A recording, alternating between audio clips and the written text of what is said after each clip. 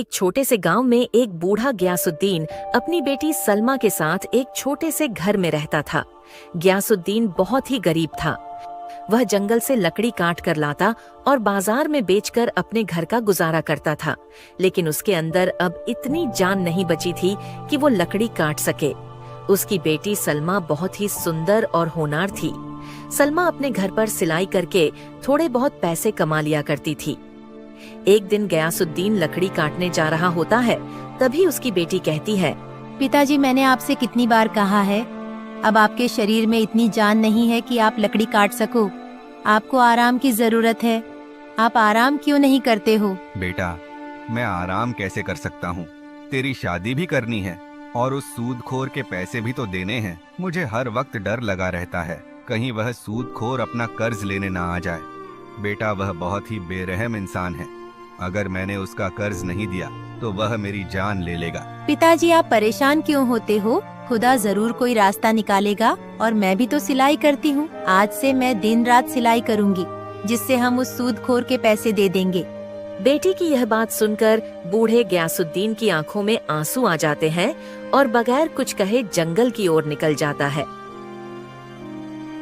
सलमा पिताजी की आंखों में आंसू देखकर बहुत परेशान होती है। शाम को जब गयासुद्दीन कटी हुई लकड़ी बाजार में बेचकर घर लौटता है, तो उसकी बेटी उसे खाना देती है और उसके पास बैठकर बोलती है, पिताजी, तुम किसी से थोड़े बहुत दिन के लिए पैसे उधार लेकर उस सूदखोर का कर्ज क्यों नहीं दे देते? बेटा, बुरे वक्त में कोई यार दोस्त मदद नहीं करता, हर कोई मुंह मोड़ लेता है। और वैसे भी मेरे सारे दोस्त और सभी रिश्तेदार भी गरीब हैं। वह बेचारे खुद मुश्किल से अपना गुजारा कर पाते हैं। ऐसे में मेरी मदद भला वह कैसे करेंगे? मेरा कोई अमीर दोस्त भी नहीं है जो इस मौके पर मेरी मदद कर सके। लेकिन पिताजी, हमें कैसे भी करके सूदखोर के पैसों का इंतजाम करना होगा। वह परसों अपने पैसे लेने आएगा। अगर उसे पैसे नहीं मिले तो वह पता नहीं हमारे साथ क्या सुलूक करेगा। गयासुद्दीन बेबस और मजबूर था। उसको समझ में नहीं आ रहा था कि वह सूदखोर से अपना पीछा कैसे छुड़ाए। अगले दिन जब बूढ़ा गयासुद्दीन जंगल में लकड़ी काटने के लिए गया, तो उसे जंगल में एक आदमी मिला। वह गयासुद्दीन के हाथ में कुल्हाड़ी देखकर बोला, तुम्हारी कुल्हाड़ी देखकर मालूम होता है कि तुम एक लकड़हारे हो और इस वक्त लकड़ी काटने जा रहे हो। हाँ बेटा, मैं एक लकड़हारा हूँ और इस वक्त मैं लकड़ी काटने ही जा रहा हूँ। क्या तुम्हें मुझसे कुछ मदद चाहिए? मदद तो कुछ नहीं चाहिए, लेकिन अब तुम्हें सजा से कोई बचा नहीं सकता। हो सकता है राजा तुम्हें सूली पर लटका दे, या हो सकता है कि उम्र भर के लिए जिंदा में डाल दे। ये तुम क्या कह रहे हो बेटा? मैंने तो ऐसा कोई काम नहीं किया जिसके लिए राजा मुझे ये सजा देगा। क्या तुम नहीं जानते, राजा ने पेड़ काटने पर रोक लगाई हुई है। अगर कोई भी पेड़ काटता हुआ पकड़ा गया तो राजा उसे सख्त से सख्त सजा देगा। अब तुम्हें मेरे साथ राजा के पास चलना होगा। बेटा, अगर मैं लकड़ी नहीं काटूं तो मेरे घर का गुजारा कैसे होगा? अगर तुम चाहते हो कि तुम्हारे घर का गुजारा चलता रहे और राजा तुम्हें सजा ना दे, तो उसके लिए तुम्हें मुझे पैसे देने होंगे। मैं राजा को तुम्हारे बारे में कुछ भी नहीं बताऊंगा। अजनबी की बात सुनकर गयासुद्दीन की आंखों में आंसू आ जाते हैं। तुम रो क्यों रहे हो? रोने धोने से कोई काम नहीं चलेगा, पैसों से काम चलेगा। अगर तुम चाहते हो कि राजा तुम्हें सजा ना दे, तो तुम्हें पैसे देने ही होंगे, वरना मैं तुम्हें राजा के पास ले जाऊंगा। बेटा, पैसे तो मेरे पास नहीं है। तुम चाहो तो मुझे राजा के पास लेकर जा सकते हो। तुम्हें सजा से डर नहीं लगता जो चंद पैसों के लिए अपनी जान जोखिम में डाल रहे हो? बेटा, मेरी एक जवान बेटी है, मुझे उसकी शादी करनी है। उससे पहले मुझे सूदखोर के पैसे भी देने हैं, वरना वो मेरी जान ले लेगा। बूढ़ा गयासुद्दीन अपनी सारी बात इस अजनबी आदमी को बताता है। गयासुद्दीन की बात सुनकर वह कहता है, देखो, वैसे तो मैं किसी पर भी रहम नहीं करता हूँ, लेकिन तुम बूढ़े हो और तुम्हारी एक बेटी भी है जिसकी तुम्हें शादी करनी है। मैंने आज तक कोई भी अच्छा काम नहीं किया है, लेकिन हाँ, आज जरूर करूंगा। क्या पता इस काम से ईश्वर मुझसे राजी हो जाए और मेरे पापों को क्षमा कर दे। तभी वह आदमी सोने के सिक्कों से भरी एक थैली निकालकर गयासुद्दीन को दे देता है। इस थैली में सोने के सिक्के हैं। इन सिक्कों से तुम सूदखोर का कर्ज दे देना और बचे हुए सिक्कों से अपनी बेटी की शादी कर देना। अब तुम यहाँ से जाओ। बूढ़ा गयासुद्दीन उस आदमी को दुआ देता है और खुशी खुशी अपने घर की ओर निकल जाता है। रास्ते में उसे चक्कर आने लगते हैं, इसलिए वह एक पेड़ के नीचे आराम करने के लिए बैठ जाता है। कुछ ही देर में उसे नींद आ जाती है। तभी एक चोर आता है और बूढ़े गयासुद्दीन की सोने के सिक्कों से भरी थैली चुरा कर ले जाता है।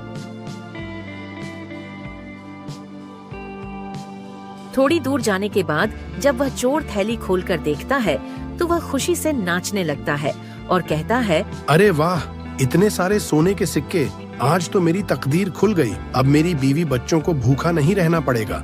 इन सिक्कों से तो मेरा सालों का गुजारा हो जाएगा। इतना कहकर चोर अपने घर की ओर निकल जाता है।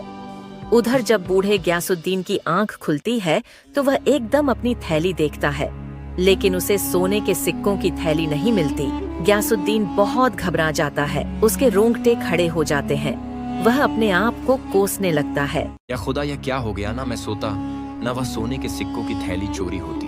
वर्षों बाद एक खुशी मिली थी, लेकिन वो भी छिन गई। अब मेरी बेटी की शादी कैसे होगी? मैं उस सूदखोर का कर्ज कहाँ से दूंगा? या खुदा, इस लाचार बेबस की मदद कर। बेचारा ग्यासुद्दीन गम में डूबा हुआ अपने घर की ओर निकल जाता है। उधर वह चोर अपनी बीवी से कहता है, तुम मुझे हर वक्त उल्टा सीधा कहा करती थी कि मैं कुछ करता धरता नहीं हूँ। यह देखो, सोने के सिक्कों से भरी हुई थैली। इन सिक्कों से हमारा कम से कम 2 साल का गुजारा हो जाएगा। अब मुझे कुछ भी करने की जरूरत नहीं है। तुम इतने सारे सोने के सिक्के कहाँ से लाए हो? तुम्हारी यह सवाल करने की आदत कब जाएगी? मैं यह सोने के सिक्के कहाँ से लाया हूँ? तुम्हें इस बात से क्या मतलब है? मतलब है क्योंकि मैं जानना चाहती हूँ, कहीं तुम ये सोने के सिक्के चुरा कर तो नहीं लाए? हाँ, मैं चुरा कर लाया हूँ। एक बूढ़ा आदमी पेड़ के नीचे सो रहा था, उसी की जेब से मैं यह सोने के सिक्कों की थैली निकाल कर लाया हूँ।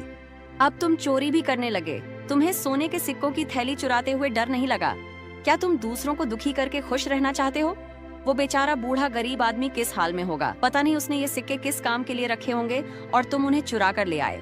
अरे वो गरीब नहीं है, वो एक मालदार आदमी है। तुम्हें कैसे पता वो मालदार आदमी है? तुम जानते हो उसे? मैं उसे जानता तो नहीं हूँ, लेकिन वह गरीब नहीं है, क्योंकि कोई भी गरीब आदमी कभी इतने सारे सोने के सिक्के लेकर यूं बेफिक्र नहीं सोता पेड़ के नीचे। हमें इस बात से कोई मतलब नहीं है कि वह मालदार है या गरीब। तुम्हें उसके यह सोने के सिक्के लौटाने होंगे। तुम यह कैसी बेवकूफों वाली बात कर रही हो? मैं उस बूढ़े आदमी को कहाँ जाकर तलाश करूंगा? तुम्हें उसे तलाश करना ही होगा। मुझे भूखा मरना पसंद है, लेकिन मैं इन चोरी के सिक्कों से अपना घर का गुजारा नहीं कर सकती। तुम्हें मेहनत मजदूरी करके अपने बीवी बच्चों का पेट भरना चाहिए, न कि चोरी करके। ठीक है, मैं उस बूढ़े आदमी के सिक्के वापस करके ही आऊंगा। चोर बूढ़े आदमी के सोने के सिक्के वापस करने के लिए उसकी तलाश में निकल जाता है। उधर जब बूढ़ा ग्यासुद्दीन अपने घर पहुंचता है तो उसकी बेटी उससे कहती है, पिताजी, मैं कब से आपका इंतजार कर रही थी। आपको आज इतनी देर कैसे हो गई आने में? बूढ़ा ग्यासुद्दीन कुछ नहीं बोलता। पिताजी, तुम चुप क्यों हो? कुछ बोलते क्यों नहीं? बूढ़ा ग्यासुद्दीन सारी बात अपनी बेटी को बताता है। उतने में ही सूदखोर अनवर अपने पैसे लेने आ जाता है। सूदखोर को देखकर ग्यासुद्दीन घबरा जाता है। क्या गयासुद्दीन, तूने मेरे पैसे देने का वादा किया था? ला, जल्दी से मेरे पैसे दे। मैंने आपके पैसों का इंतजाम कर लिया था, लेकिन किसी ने मेरे सोने के सिक्कों की थैली चुरा लिया। तू मुझे बेवकूफ समझता है क्या कि तू मुझे यह झूठी कहानी सुनाएगा और मैं तुझसे पैसे नहीं मांगूंगा?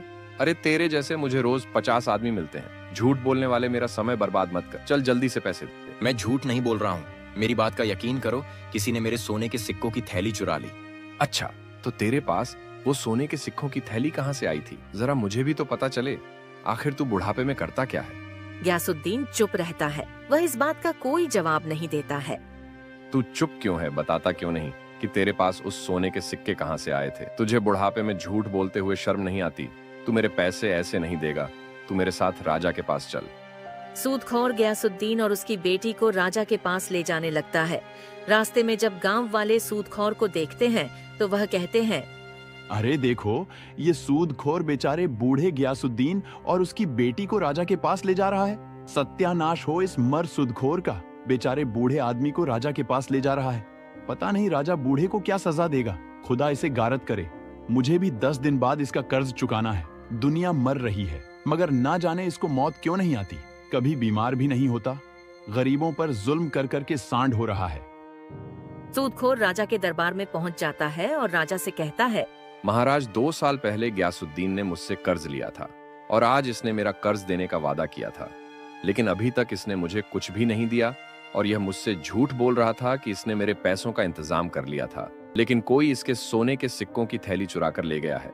तुम ऐसे आदमी को कर्ज देते ही क्यों हो जो उसे चुका ना सके?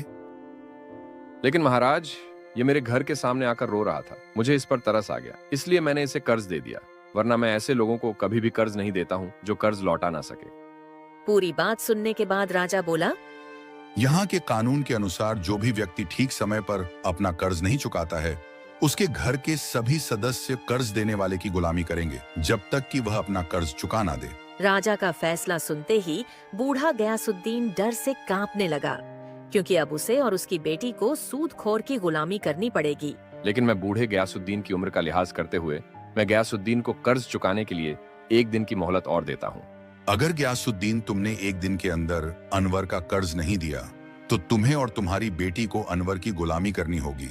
राजा का फैसला सुनने के बाद सूदखोर गयासुद्दीन के साथ उसके घर चला जाता है और गयासुद्दीन से कहता है, गयासुद्दीन, जब तू मेरे पैसे 2 साल में ना दे सका तो 1 दिन में कहां से देगा? एक काम कर, अपनी इस खूबसूरत बेटी की शादी मेरे साथ कर दे। तेरी बेटी मेरे साथ राज करेगी और मैं तेरे साथ भी अच्छा बर्ताव करूंगा। मैं तेरे जैसे सूदखोर के साथ कभी शादी नहीं करूंगी। तू बेरहम है और लोगों पे जुल्म करता है। तो ठीक है, अगर तेरे बाप ने मेरा 1 दिन के अंदर कर्ज नहीं दिया तो तुम दोनों मेरे गुलाम हो जाओगे और मैं तेरे इस बूढ़े बाप को इतना सख्त काम दूंगा कि इसकी रूह कांप उठेगी। अब मैं जा रहा हूँ और 1 दिन बाद आऊंगा। यह कहकर सूदखोर चला जाता है। फिर सलमा गयासुद्दीन से कहती है, पिताजी, 1 दिन के बाद हम इस मनहूस का कर्ज कहाँ से देंगे? अगर हमने इसका कर्ज नहीं दिया तो यह हमारे साथ बहुत जुल्म करेगा। पिताजी, मैं तुम्हारे ऊपर जुल्म होते हुए नहीं देख सकती। इस जालिम ने बहुत से लोगों को परेशान किया है। किसी का घर छीन लिया तो किसी की जमीन छीन है। पिताजी, अगर आपकी इजाजत हो तो मैं इस मनहूस सूदखोर से शादी कर लेती हूँ, वरना यह तुम्हारे साथ बहुत बुरा सलूक करेगा। नहीं बेटा, तुम उस सूदखोर से शादी मत करना। अगर हमारे मुकद्दर में सूदखोर की गुलामी लिखी है तो हम इससे भाग नहीं सकते हैं। लेकिन पिताजी, वह सूदखोर बहुत बेरहम है। उसे किसी पे तरस नहीं आता। वह तुम्हारी उम्र का भी लिहाज नहीं करेगा। बेटी, खुदा जरूर कोई रास्ता निकालेगा और जल्द ही यह मुश्किल वक्त गुजर जाएगा। इतना कहकर बूढ़ा गयासुद्दीन जंगल की ओर निकल जाता है और उसी पेड़ के नीचे जाकर बैठ जाता है जहाँ से उसके सोने के सिक्के की थैली चोरी हुई थी। वो देर तक टकटकी बांधे आसमान की तरफ देखता रहता है और न जाने क्या क्या सोच रहा होता है। उसको कुछ समझ नहीं आ रहा कि वो अब करे तो क्या करे। उतने में ही वह चोर बूढ़े गयासुद्दीन की तलाश करते हुए वहां आ जाता है। बूढ़े गयासुद्दीन को पेड़ के नीचे देखकर बहुत खुश होता है। फिर वो गयासुद्दीन से कहता है, बुजुर्ग बार तुम्हारी हालत देखकर मालूम होता है तुम किसी बड़ी मुसीबत में हो। तुम मुझे अपनी परेशानी बता सकते हो। मुझसे जो हो सकेगा मैं तुम्हारी मदद करूंगा। बूढ़ा गयासुद्दीन चोर के गंदे और फटे हुए कपड़े देखकर बोला, बेटा, तुम्हारे कपड़ों पर लगे पवन तुम्हारी कहानी खुद कह रहे हैं। इन्हें देखकर मैं कैसे विश्वास करूं कि तुम इस बुरे वक्त में मेरी मदद करोगे। सुनो, तुम मेरे कपड़ों पर लगे पैबंद को देखकर मेरी हालत पर मत जाओ। आप एक बार अपनी परेशानी मुझे बताइए। मैं पूरी कोशिश करूंगा कि तुम्हारे परेशानी को दूर कर सकूं। बेटा, 2 साल पहले मैंने एक सूदखोर से कर्ज लिया था, लेकिन मैं अभी तक उसका कर्ज नहीं दे पाया। अगर मैंने कल तक उसका कर्ज नहीं दिया तो मुझे और मेरी बेटी को उसकी गुलामी करनी पड़ेगी। एक नेक दिल इंसान ने मुझे कुछ सोने के सिक्के दिए थे।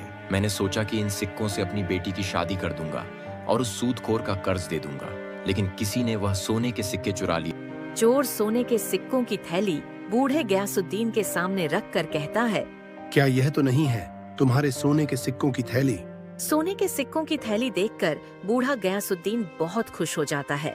तुम्हारे पास ये सोने के सिक्कों की थैली कहाँ से आई? इसे तो कोई चुरा के ले गया था। दरअसल मैं एक गरीब आदमी हूँ। मेरे घर में खाने के लिए कुछ भी नहीं था। मेरे बीवी बच्चे भूखे थे, इसलिए मैं कोई काम देखने निकला था, लेकिन मुझे किसी ने काम नहीं दिया। आप मुझे इस पेड़ के नीचे सोते हुए दिखाई दिए। मैंने आपकी ये सोने के सिक्कों की थैली चुरा ली, जिससे मेरे घर का गुजारा हो सके, मेरे बीवी बच्चों को भूखा ना रहना पड़े।